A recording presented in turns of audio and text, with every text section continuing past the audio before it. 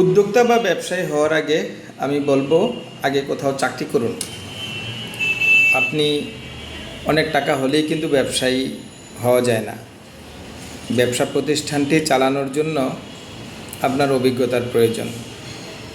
তাই আপনার প্রোডাক্ট এবং আইডিয়া ইনোভেটিভ হলেও কিন্তু আপনি ব্যবসা প্রতিষ্ঠান চালাতে পারবেন না। তার জন্য আগে আপনার সেই ব্যবসার ধরনটা কিভাবে করতে হয়, হাউ টু ম্যানেজ, এটা জানা খুব জরুরি।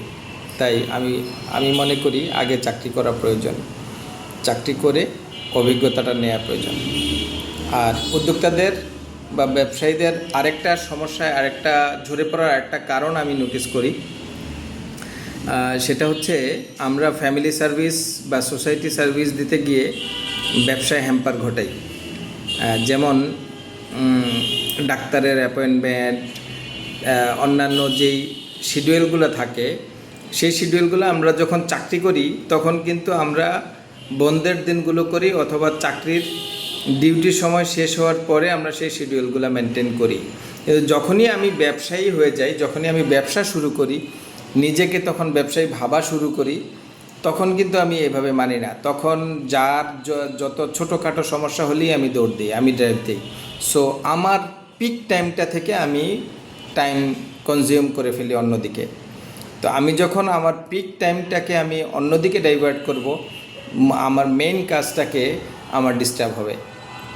তাই আপনি যেই পরিসরেই ব্যবসা করেন, উদ্যোগ যে কোনো কিছুরই আপনি উদ্যোগ নেন, উদ্যোগ নিলে আপনি 9টা 5টা 9টা 7টা আপনি একটা অফিস টাইম, আপনার ডিউটি টাইম আপনি মেনটেন করবেন।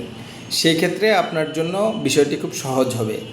বাজে লোকে পিছে লোকে কিছু বলে সেটা আপনি কান দিবেন না। প্রথমত হচ্ছে আপনার এই জায়গাটাতে আপনার একটু স্ট্রিক্ট হতে হবে। কিছু 2-4-5 বছরের জন্য আপনি ভুলে যান বাকি সব কিছু, আপনার এটা বাদে আপনি সফল হবেন।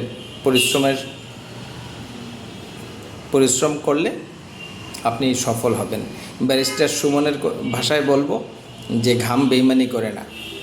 অ্যাবসোলুটলি রাইট, আমি তার সাথে এটাতে একমত যে আসলেই ঘাম বেইমানি করে না।